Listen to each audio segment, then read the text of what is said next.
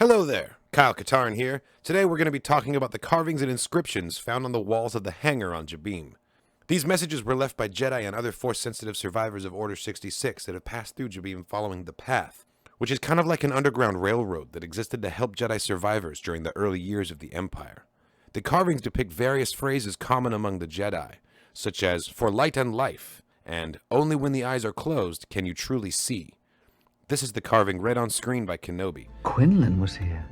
This message in particular was left by Quinlan Voss, although interestingly, his name is not listed on the wall. Several translations have been made by fans, uncovering phrases and names visible on screen during episodes 4 and 5 of Kenobi, but there is much more to the wall that we don't get to see. Thanks to production notes from the Kenobi art department, we now have the full translation of carvings, including a list of 16 Jedi Survivor names. The first two names are characters already established in canon, both introduced in the video game Jedi Fallen Order in 2019. Eno Cordova was a human male Jedi Master who served the Jedi Order as a scholar and archaeologist with a deep interest in ancient civilizations. While exploring an ancient Zepho temple, Cordova received a premonition about the fall of the Jedi Order and rushed back to Coruscant to warn the Jedi Council. No one on the Council was convinced and disregarded his vision. The only member of the Order who believed him was his close friend Jocasta Nu. Nu entered the archives and copied a holocron which listed all potential Force-sensitive children across the galaxy and gave it to Cordova to protect. He hid the holocron in a Zepho temple, thus sparking the main storyline of Jedi Fallen Order. Also first appearing in Jedi Fallen Order is Cere Junda, former Padawan to Eno Cordova and friend of Cal Kestis. It's interesting to note that although Eno Cordova and Cere Junda's names are present in the Path, there is no mention of Cal Kestis anywhere in the production notes. Cere accompanied Cal to the Fortress Inquisitorius to recover the list of Force-sensitive children, and even survived a one-on-one encounter with Darth Vader himself. As far as my research is able to show, the remaining 14 names all come from legends, and are being made canon through their presence on the walls of the Jabiim hangar. Rahm Kota. This unorthodox Jedi came to the Jedi Order at the age of 18 after serving as a child soldier on his war-torn planet. Found to be Force-sensitive by Mace Windu, Kota was taken to the Jedi Temple and trained by Yoda himself, even though he was far older than Jedi tradition allowed. Kota always took the most dangerous missions the Jedi had to offer. When the Clone Wars broke out, Kota became a Jedi general, but refused to command clone soldiers, instead forming his own militia. Due to this fact, Kota was able to escape Order 66. He later came into contact with Senator Bail Organa, who fed Kota information on Imperial targets.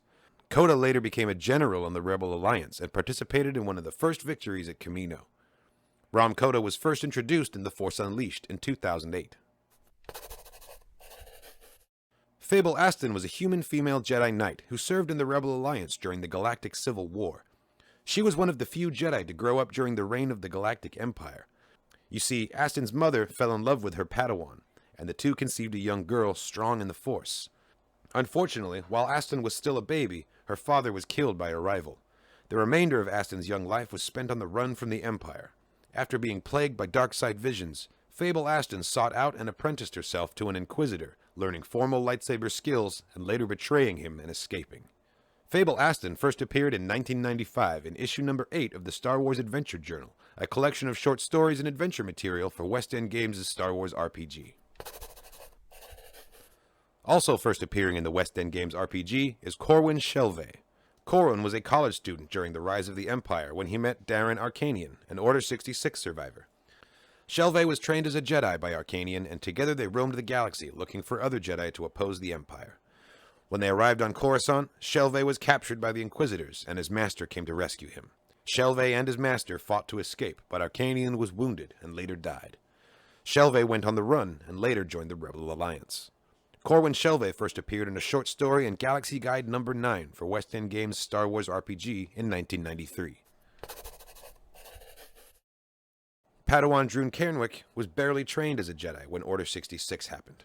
Karenwick fled to his homeworld and set up an anti-Imperial propaganda effort.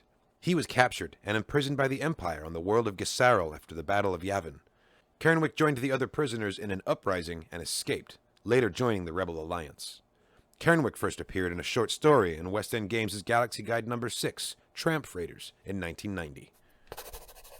Now, I've searched the Jedi archives and found no mention of a Jedi simply named Q. However, It's possible that this is referencing Q Ron, a human Jedi Master who survived Order 66. Q Ron battled Inquisitors until his death at the hands of Jarek. With guidance and training from Yoda himself, Ron had managed to learn how to retain his consciousness after death. Q Ron appeared to Kyle Katarn in hopes of guiding him to the Valley of the Jedi on Ruusan. Q Ron was first introduced in Star Wars Jedi Knight Dark Forces 2 in 1997. So here's another pretty renowned name in the Star Wars Legends timeline, Djinn Altis. Djinn Altis was a member of the Jedi Order who served during the time of the Clone Wars. He served as the head of an offshoot group of Jedi known as the Altesian Jedi, who didn't follow the rules and directives of the Jedi Council but still served the Republic. Altis believed that individuals of any age could become Jedi, not just very young ones, and that Masters should be able to take on many Padawans. In essence, he wanted the Jedi's numbers to flourish, rather than remain at a small amount, distant from the rest of the galaxy.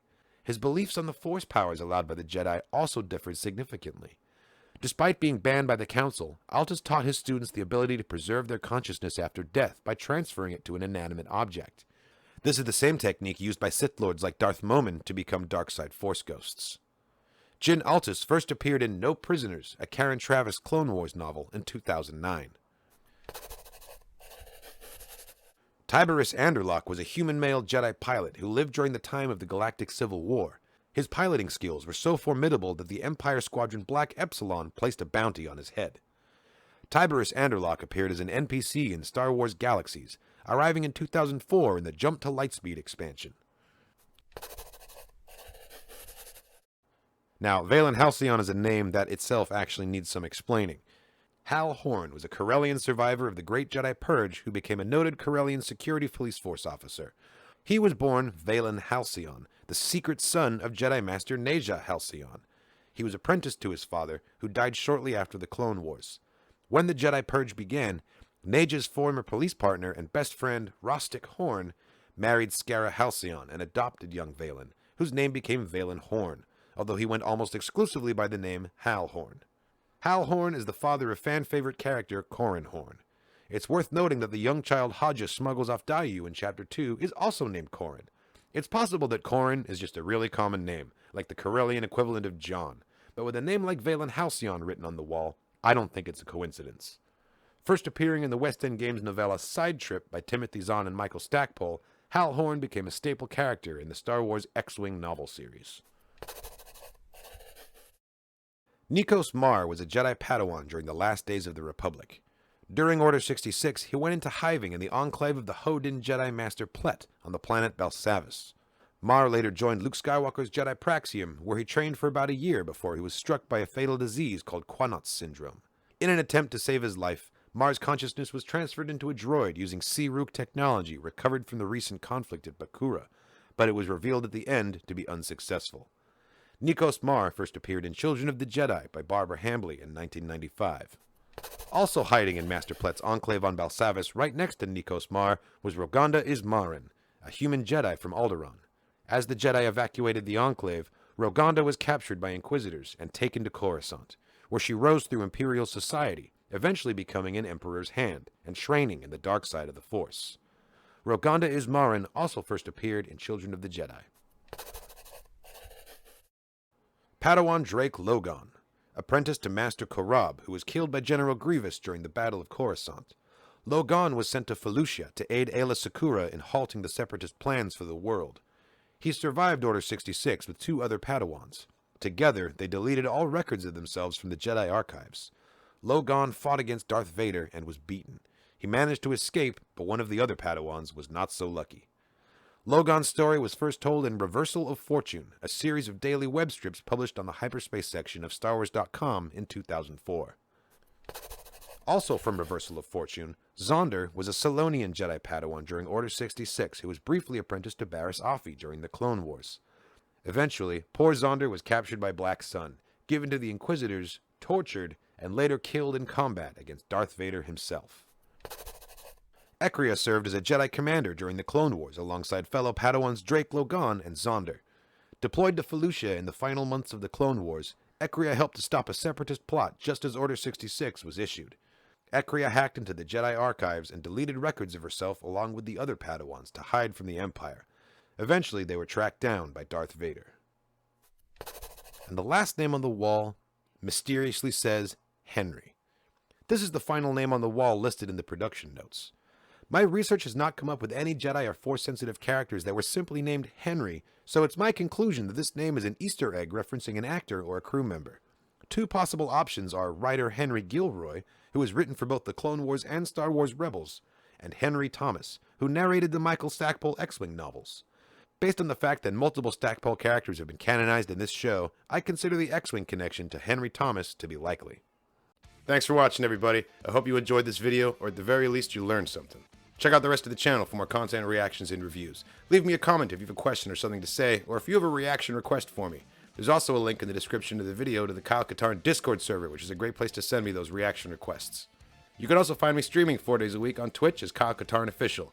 And if you want to support the channel, head over to patreon.com/KyleKatarnChannel. Not only does supporting the channel help me put out higher quality content and get it out to you faster, you also get access to a bunch of cool perks like full-length reactions, early access, content polls, and a couple of Discord perks as well. Thanks again, and as always, may the Force be with you.